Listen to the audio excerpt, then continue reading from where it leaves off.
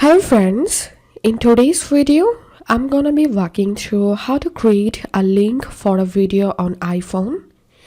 So first of all, open your browser and type here WeTransfer.com.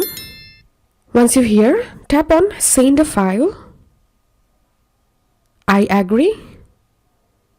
Tap on upload files and you can upload file from your library. You can take instant photo or video from here. Also you can choose from files. So I'm gonna selecting here, choose from files, and I'm gonna selecting the video, tapping on next, and here you have to select get a link, and it may take some time to upload the video. Once it's uploaded, you will get a link here. So all you have to do is just tap on copy link, and now you can share this link with whom you want to share the video.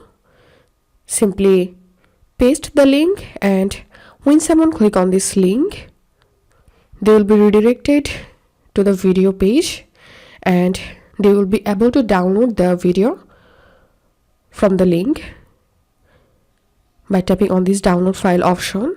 And after 7 days, the video will be deleted from the website. So that's how we can do it. If this video helped you, give a thumbs up and please consider subscribe to 5 Minute Solution. Thank you for watching.